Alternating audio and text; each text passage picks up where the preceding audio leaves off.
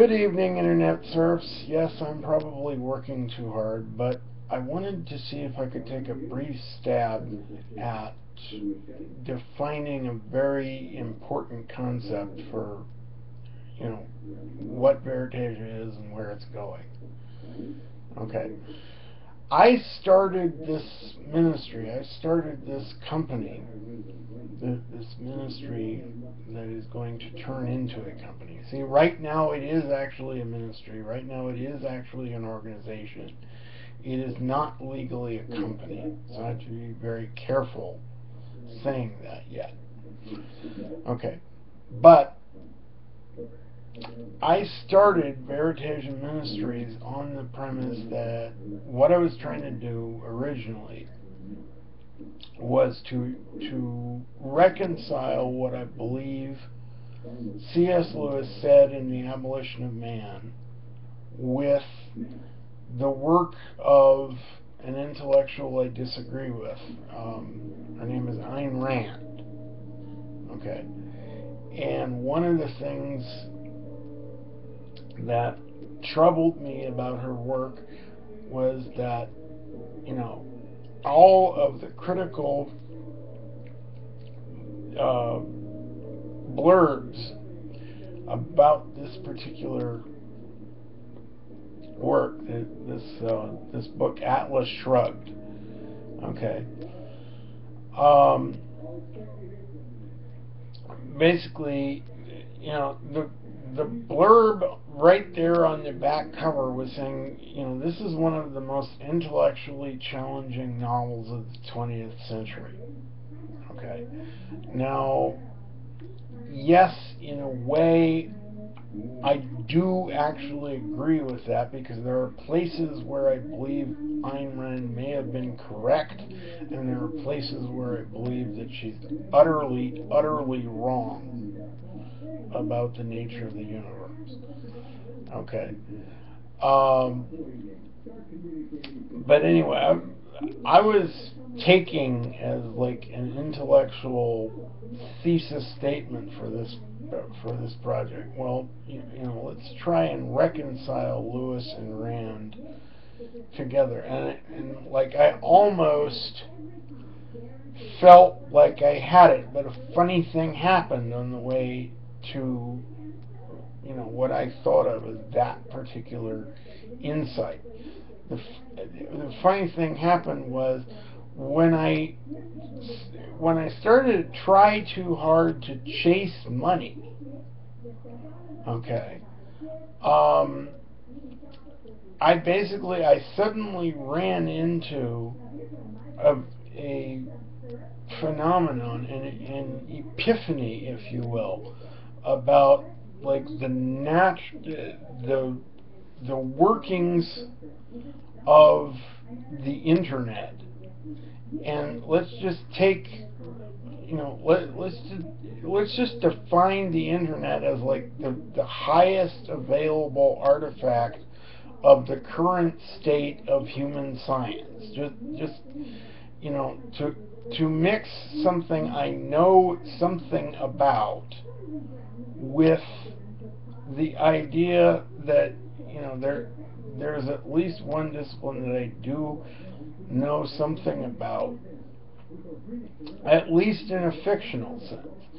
You can make the argument that the internet is literally one of the highest achievements ever made in all of human science, in all of recorded history. Okay. So, and as a matter of fact, Sid Meier in the game Civilization, he already fictionalized that. Okay, the internet was part of what he considered future era technology in the fifth version of the Civilization game. Okay, so basically taking that as one of my theses, the problem was that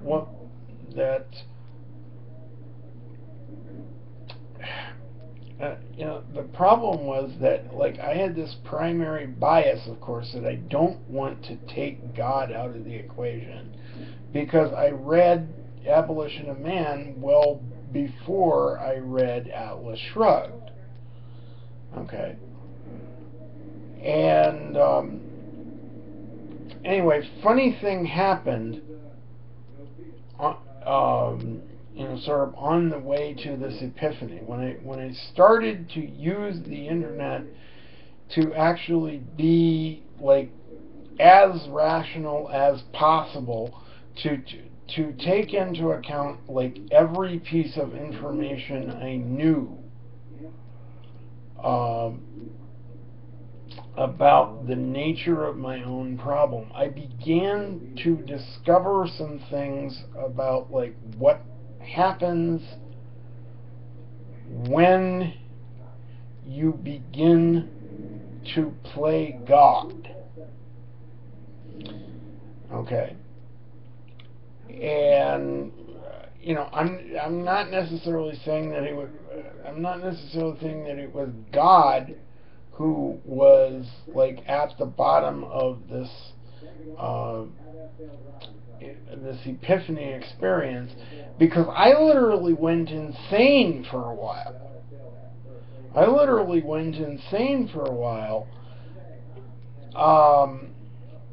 And, like, suddenly I got into a situation where, okay, it's not so much that, like, I was trying to play God in the physical, in the meat space universe. Okay. It was, for example, I actually started to hear voices, just like my mother admitted to hearing voices and experiencing delusional voices at one point. Just before I was called to go do a suicide intervention on her. Okay. And so anyway, I started to hear these delusional voices, and the things they were telling me were, like, sometimes they were not necessarily scary. They were pretty appealing, but it wasn't necessarily a gentle thing either, because basically what I began to believe was that I had been left in charge of a piece of, what would popularly be called a black project. Okay, I thought that my brother James was like one of the contacts that had gotten involved with, like, this secret government project. And I started to have a whole different perception of my life's history. Okay, the light parts, the dark parts, the what I considered the purely symbolic parts of my life's history. I started to have a whole different perception of all of that stuff. Okay, so I was having what any good psychiatrist will tell you is literally a break from reality. Okay, a break from reality in the sense that it's one of these trips that, for example, most people would take acid to get there. Okay, most people would take acid or cocaine to get there. I was doing it completely based on, the stuff I was getting from the internet, and not just what the internet was doing to my conscious mind at the time, but most assuredly what the internet was doing to my subconscious mind. Okay, because there's a level of symbology, folks, where and any good television presenter knows this, there's a level of symbology where, like, it's easy to produce certain subconscious reactions in people just by setting up the right symbol. Okay, like I said, any good movie maker knows something about this. George Lucas, for example, was brilliant in the way he, basically he internalized the work of Joseph Campbell. I won't have time to get into that.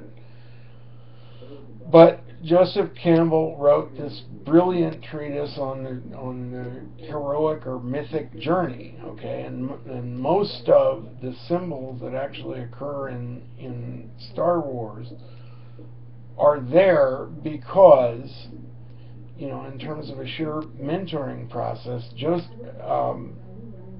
not Joseph Campbell, but George Lucas was Joseph Campbell's best student. Okay. Anyway, so I started to have this delusional experience, and basically it took actually, it felt like a very protracted stay, but it was maybe a long 3-day weekend that I spent in a locked ward, sorting this experience out. And the thing is, I didn't so much have the support of anybody there when I was on that locked ward. There was nobody that I was actually talking to.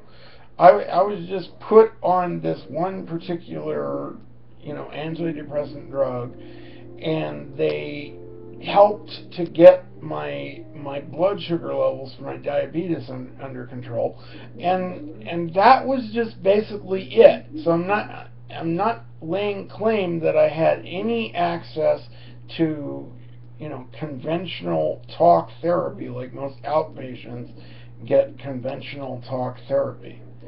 Okay, therapy has become popularized in this culture to the point that, we're finally convinced that, there's nothing wrong with going, once, twice a week, sometimes once, twice a month, to go and see a therapist, because what the secular part of the system doesn't want to tell you is that, for example, a therapist and a spiritual director, or a therapist and a confessor, or a therapist and a pastor, often have much the same function in society. Okay, but as I like to say, the spell goes deeper than that. Okay, and the problem is that, like with most conventional therapists, and there are exceptions, there are practicing Christians within the psychological profession. I won't say there aren't. Okay, there are biblical methods of counseling, or what purport to be Bible-based methods of counseling. There was one popular back when I was taking therapy called logotherapy. Okay, which is literally a discipline of therapy that is built on biblical principle, or built on the Word of God, the Logos. Okay. But anyway, okay, where was I going with this? Oh yeah, I'm trying to identify the difference between what I call apocalypse fever theology and my genuine position on the apocalypse. Okay, because it's not that I disbelieve in the apocalypse itself. I want people to understand that. Okay, I'm enough of a literalist that anything that was and is written in the revelation of St. John the Divine, even if I do not know how to interpret it, okay, even if I am mistaken in some or most of my interpretation of prophetic symbols. And again, I do not claim to be an expert in Bible prophecy, nor eschatology, nor conventional theology. Okay? I took C.S. Lewis as a mentor because he started out as an ordinary layman of the Church of England. That's what I'm saying.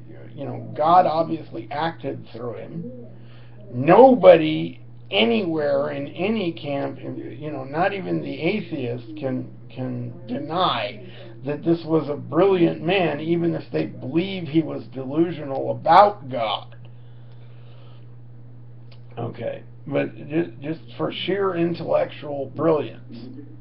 Okay, and the reason I picked him as the mentor for this project is that some of what I was learning from other mentors I'd had, like for example Stephen K. Scott, who wrote Mentored by a Millionaire.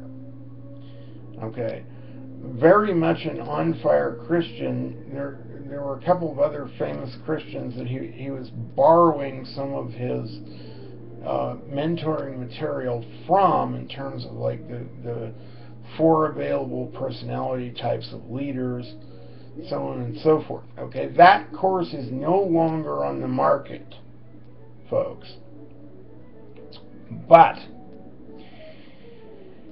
here's the thing. Stephen K. Scott basically told me that if I was going to look for someone to help me deal with the development of a given project, then what I should attempt to do as a first attempt is to imagine out, okay, if money nor time nor resources were no object at all, who is the very ideal person, or literally the first person on the planet that I would want to go to get this particular piece of mentoring done.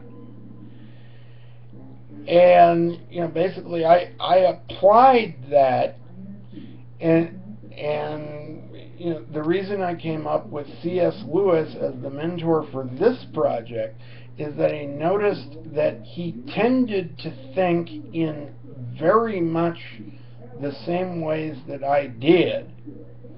Okay, in that just as like one symbological problem, the secular reputation in general of science fiction in general, let alone fantasy, let alone anything that deals with like magic and swords and sorcery and all that stuff.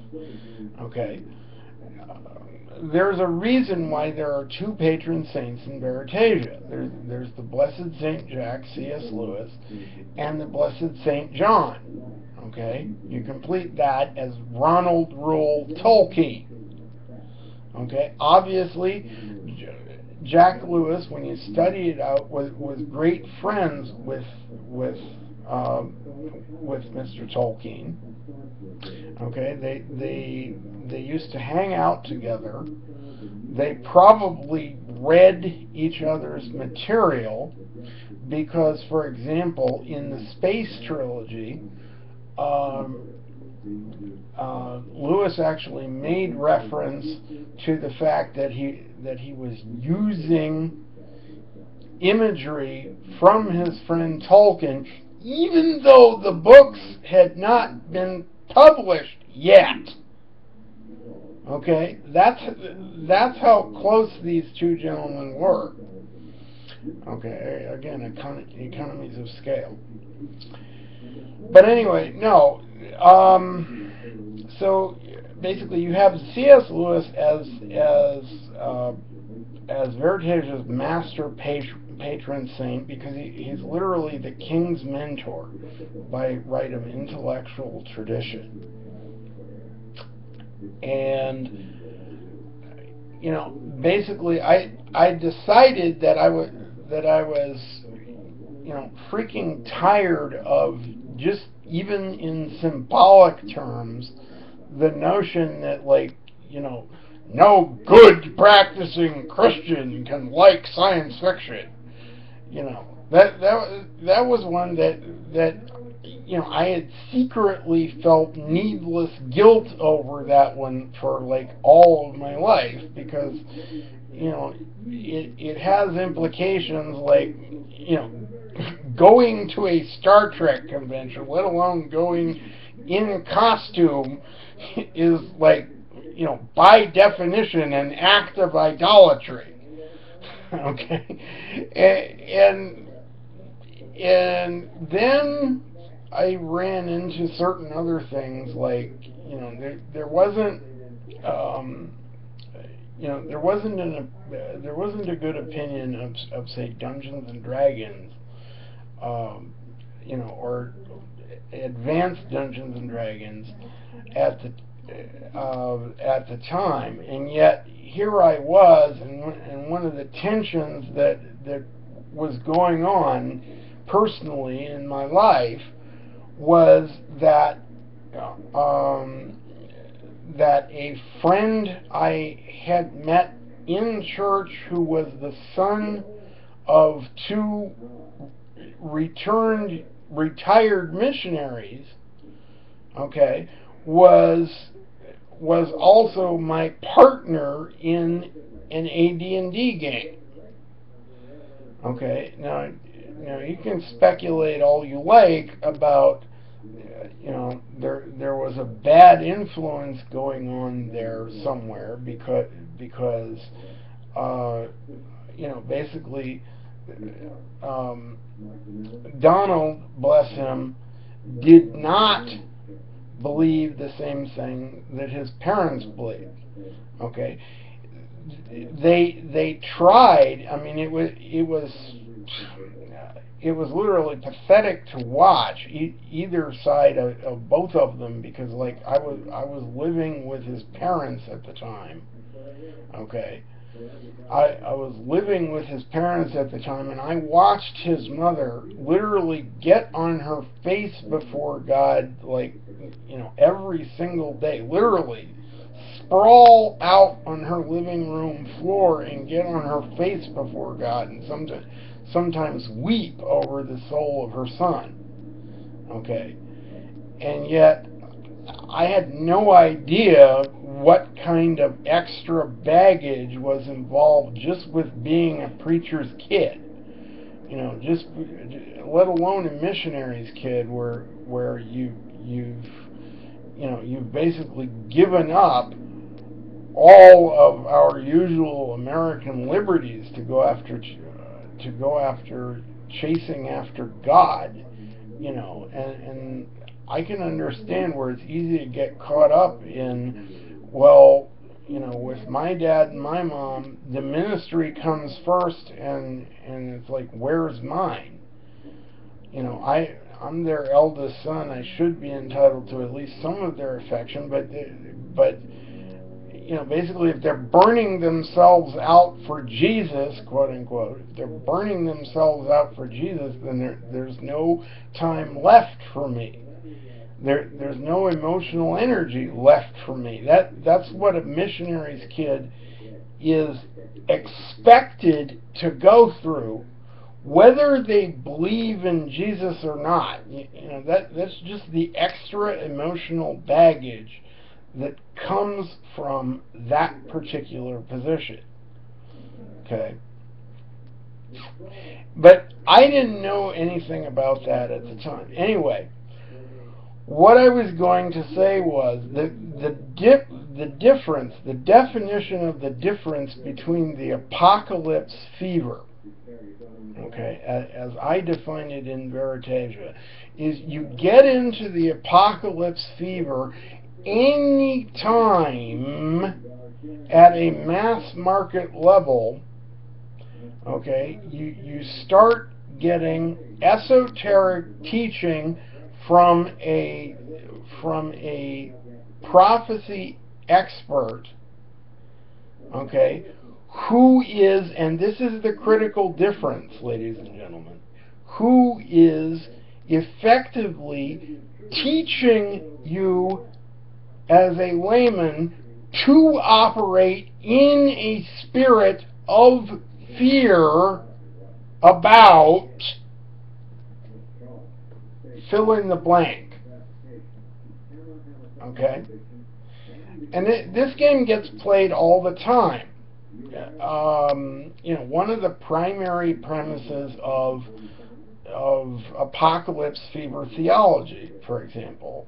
Okay. Oh, we've identified the mark of the beast. It's a microchip that will go into your right hand, and basically it just the presence of the microchip itself will be enough to damn your soul to hell forever. So please come to Jesus now. Okay. We've identified that it is it is an ongoing plan of the devil to, quote unquote, to bring us into a cashless society. Okay. Once they have a cashless society, and see, I understand the fears that motivate, Christians of good conscience about all this stuff. What I'm trying to arrive at is that we're at a point, even if we are in heaven defend us in the last days, even if we are, quote unquote, that close to the tribulation period, I mean, back in my day, back in the early 1970s, okay, because you have to understand, one of the blessings of God on my life is He caught me up at 10 years old. Okay. He caught me up at 10 years old. And basically, with me, it wasn't just a question of, oh, he's a brilliant and gifted and talented child. I mean, that was one of my baggages. He's a brilliant and gifted and talented child, but poor Xavier. It didn't used to be poor Fox. Do not use the name Xavier around me, please. Okay, that's family only. Okay, if you get to know me well, you can call me Fox. There's reasons for that. There's reasons why I took a different name on the street. Okay, but anyway, the argument used to go, basically some variant of, oh, poor Fox, he's such a victim. Okay, he'll never have any money because of the the hard and fast rules behind all this cerebral palsy. Okay, and the baggage got deeper than that. I don't even want to get into the details of how the baggage got deeper than that. Okay, but basically the baggage got deeper than that, and I've identified. I've identified to some of my close friends that I have what is called a Cassandra complex. Okay, a Cassandra complex is I tend to go crazy when I get no feedback at all. Okay, here's the thing. You can be thoroughly pissed off with me as long as you're giving me feedback that I can freaking use. We're fine. Okay? I'm not saying I won't try and do something about your anger if you are pissed off. But all I'm saying is I have this profound need for truthful feedback. However I'm making you feel, I need to hear it. Okay. And anyway, the difference is that, like, I believe that there's a reason why every single word was put into the revelation of St. John the Divine. I will not try and interpret it because I'm not an expert.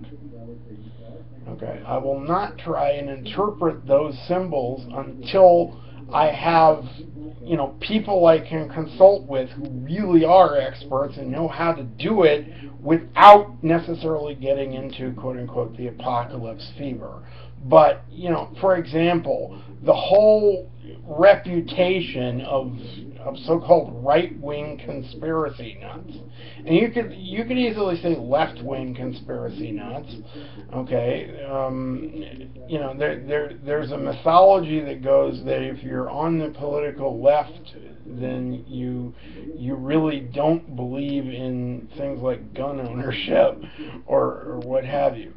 Okay, but by the sin is sin doctrine, okay, and see, this is one of my primary premises, is like, just because you're on the left, just because you happen to vote Democrat, or you're voting in the other political party for me, it doesn't excuse you from the charge of being crazy. Okay, I won't call you crazy because you're a Democrat for precisely that reason. But what I'm saying is, there are loopy people on both sides of the aisle, and what most Christians forget is that most moral decisions, when you actually arrive at the conviction, at what my friends at the Empower Network call the all-in level, okay, when you get to what you really believe, belief doesn't necessarily tend toward the psychological extremes of any question. It always falls along a spectrum. Okay, that is the truth. That is the truth, and basically what I intend to teach my people to do is, for example, how to find your best war, okay, your best degree of individual influence against, I don't care whether it's abortion or the apocalypse fever or or cruelty to animals, or a passion for the laws of territorial governments so that you become a professional lawyer or whatever. My my other policy, because I had an aunt who was a lawyer licensed in 3 states. Okay, I'm no longer speaking to her today. There are reasons for that. But one of the reasons that I just got tired of was that, I was expected to try and cope with somebody who quite literally argued for a living, okay, as an expert. And basically what I found out was that, like, her version of reality and mine are, like, never, ever, ever going to mesh. Okay, so at that point, it's useless to say or even claim, because here I am again making an argument. It's useless to claim that in and of myself that I love her, because literally I can't afford to speak to her, okay, for this abject fear of losing arguments with her, and being forced into, quote unquote, adapting her version of reality about the same actual set of historical events. Our perceptions are 180 degrees apart. Okay, and I just got to the point I can't deal with that. So, like, Melissa, if you ever see this is why we're not in touch, okay? It's not anything that, God help me, it's not anything you personally did, or stuff that I'm like unable to forgive you for, or what. Well, okay, I need to borrow divine grace to forgive you for most of the crap that went on anyway, and I'm not even going to ask you to try and figure out what it was, or what you did when that was offended, that offended me on a personal level. Okay, because I don't want you to have to go sifting through those memories and feeling that it's that it's anything personal. What I'm saying is the personal relationship between us is dead. Okay, that bottom line, the personal relationship between us is dead. And there are reasons for that have to do with the defense of my own sanity. Period. End of discussion. Okay. But, alright, so anyway, what I'm trying to draw is there is a distinction. There's a distinction between believing in like the existence of a real apocalypse, or even the existence of a possible apocalypse, and the key here is the marketing aspect based on people's fears. Okay. Give you another example. Christians should not watch Harry Potter. Read/watch Harry Potter. Okay. My problem with that is twofold. All right. When John Hagee led the country in making that attack, and I hold it. I hold him personally responsible, because he is like known as one of the the generals of the evangelical Christian faith right now. Okay, him and Jim Dobson and say D. James Kennedy.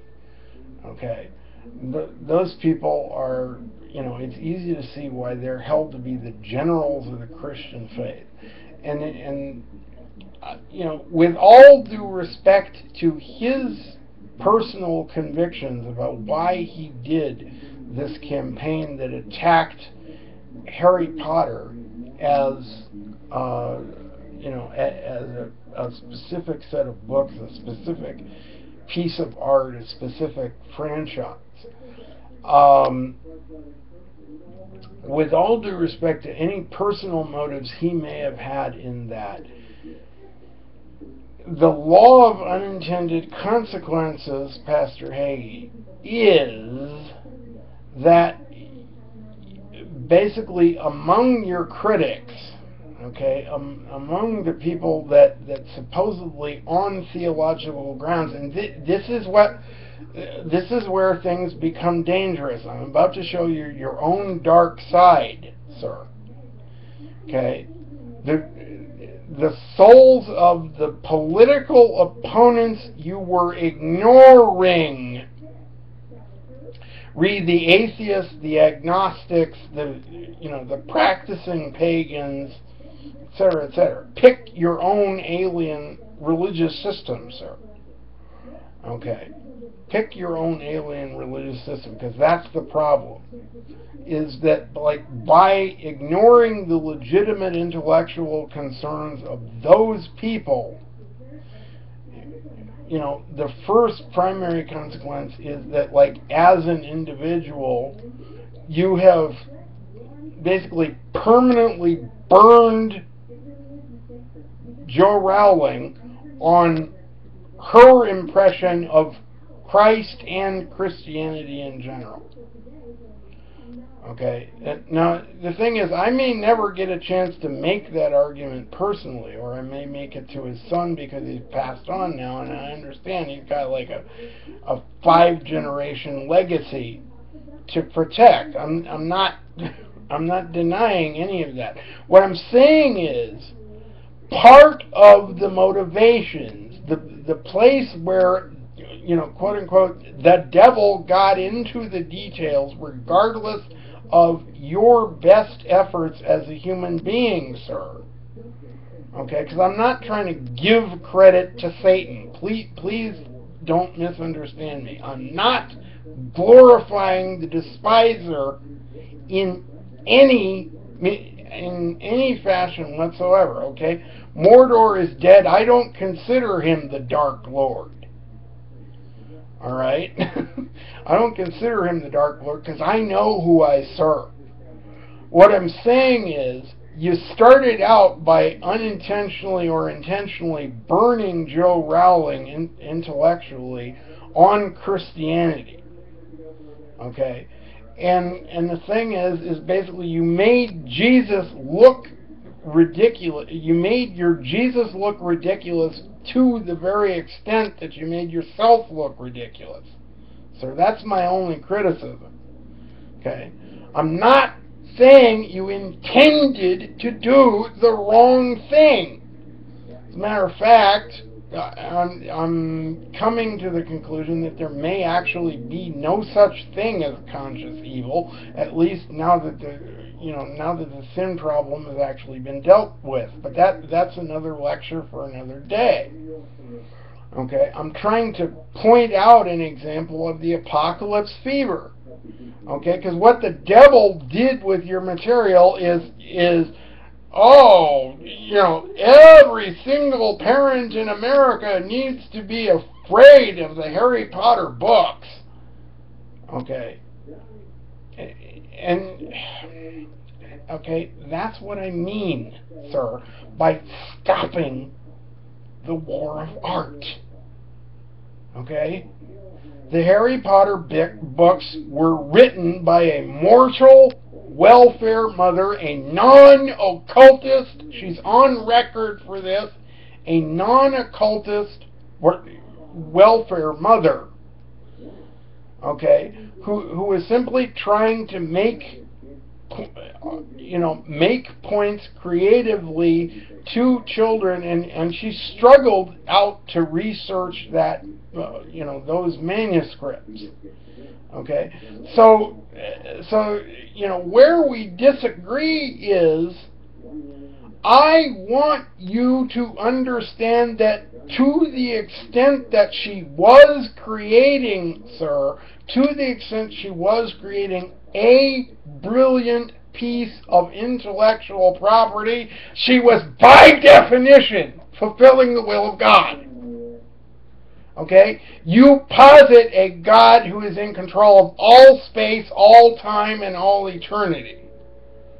Okay? If anything, you're making God look small if you think he can be attacked by something as small as the Harry Potter phenomenon. See, now that it exists in time, yes, it's going to have unintended consequences, but I've basically made a cross-link. I've basically said, okay, what if to some people, what it takes to reach them for the gospel, what it takes to reach them with the impression that we're being reasonable and sane men and women. Okay, I'm not talking about the difference between being nice namby-pamby never confront anything sorts of Christians. Okay, I believe the devil laughs all the way to the bank every time he can get us to buy that argument too. Okay, but what I'm saying is, as one of the planet's edgiest Christians, sir, stop attacking intellectual property. Okay, stop bringing in your pet experts to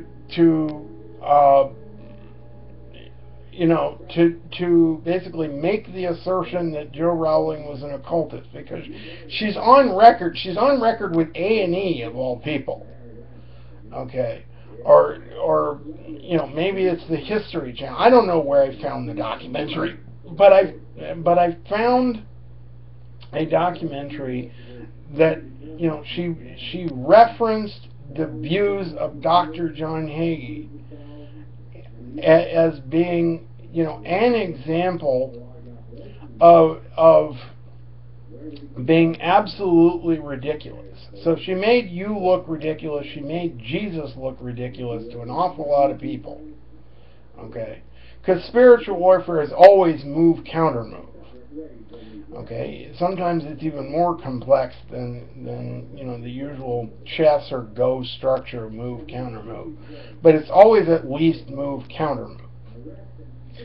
Okay. Anyway.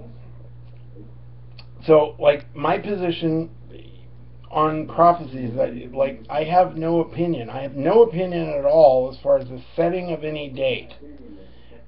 What I am saying is, since we're told that he will come like a thief in the night, okay, that he will come unexpectedly to at least a majority of the population of the planet.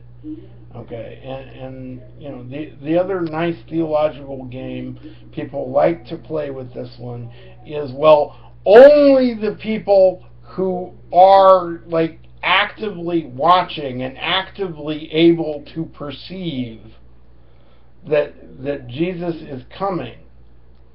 Okay, only the people who are actively watching for his coming will ever be saved out of that terminal generation, whenever that terminal generation happens to be. Okay? Here's the problem with that. Anytime you sit on your hands and say, the world has just gotten too complex for me today, so you know what, I'm just going to sit back and about anything that I don't understand, about any of these political attacks that I don't understand, these religious faith-based attacks that I don't understand, the attacks that are going on in the legal system of the territorial United States, about all of that, okay, everything that is motivating, not the faith, but the fear. There is a critical difference. Not the faith, but the fear that since the end of the world is coming anyway, I'm going to prepare by sitting on my hands and waiting for Jesus to sort it all out. Okay? My basic problem in eschatology with that is that there's a parallel command that appears in the opposite direction. Okay? Occupy until I come. Okay? And parable after parable after parable was, woe unto you if you, for example, you start thinking that the master is not coming, that this generation is like every other generation, and as a result that you have a license to go ahead and eat, drink, be merry, and abuse your brethren. Okay. I'm trying to approach the spirit of the law without necessarily the letter of the law. I'm terrible about biblical addresses. One reason I don't consider myself a theological expert. Okay. But the thing is, there are two different phenomena. There's the speculation that we're basically allowed to do as Christians, and I believe that it's perfectly okay, for example, as like part of writing Christian science fiction, okay, to write, basically how bad can it get kind of stories, not just about things like, like say the Left Behind films, or the apocalypse cycle that Mr. Hagee was involved in. Okay, and I hail both of those. but what I'm saying is they're actually produced intellectual property. Okay, and one definition of evil that I love, in parallel with kill, steal, and destroy, is this whole concept of Nithingswerk, or the devil's work being work that comes to nothing. Okay, literal fruitlessness. Okay, anything which is fruitless, futile, anything which is motivated by the spirit of an ungodly fear is by definition Nithingswerk, and is by definition real evil. Okay, I want us to concentrate more of our attention on chasing after real evil and not getting caught up in thinking we understand the symbols people are using. Okay. Not getting caught up in, for example, proof that Britney Spears signed a contract with the devil to make it with her music label. Okay? I'm picking elements out of thin air so you understand, the point of what I'm trying to get at about the apocalypse fever. Okay, and there are places where the ministry is in the middle. There's places like the Kirk Cameron bookstore, or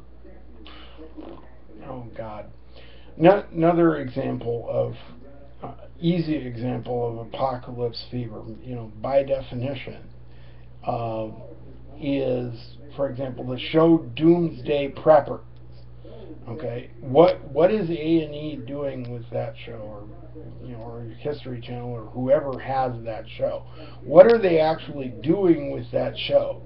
Okay, look at how crazy these people actually are over the fact that they think they're preparing for the apocalypse or some form of disaster. Okay. I've discovered that the financial markets do this all the time too. The crash of the dollar has been imminent for like the last 25 years, I suppose, if you study it out. Okay, the absolute crash of the dollar, as why do we assume in the territorial United States that we carry the last so-called hard currency in the world, when one of the premises of that particular argument is, well, the Federal Reserve, being part of the New World Order, okay, is interested in moving us away from the gold standard, or effectively making gold illegal, and basically there was this conspiracy that went on, even before the founding of our country, yada yada yada. Okay. But see, I'm trying to laugh at it, and at the same time I'm weeping. Okay, but that's what I mean by apocalypse fever theology. Fears that are based on historical inaccuracies, fears that are based on the assumption of conspiracies.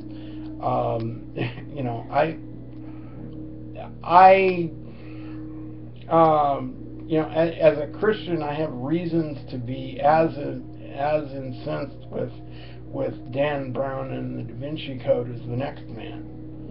Okay, but that has to do with the fact that it's both bad history, bad science, and bad religion to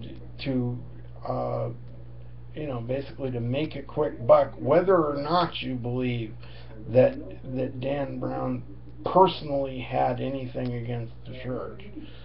Okay. Anyway, okay. definition of apocalypse fever. I'm working far too hard, folks. Pray for me. I'm working far too hard here. But, you know, again, this is the first definition. I'll probably have it cleaned up by the time I actually put it in the can and sell it.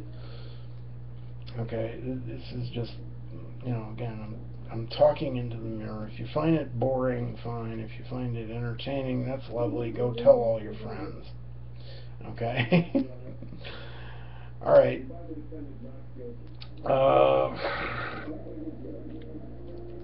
Oh, good night. Yeah, it's nearly 11 o'clock. It feels like it's after midnight. You know, and I'm literally burning myself out. So this is what, you know, one individual working hard on one premise can do. But you know, again, I'm still doing it wrong, and I know I'm doing it wrong because I'm not reaching anybody at a mass level. I'm not getting any reactions at all on an individual by individual basis, and this is driving me insane. Okay, so anyway, good night. I'm gonna go put a bedtime story on. Thank God for audiobooks, and attempt to get some real sleep here. Good night.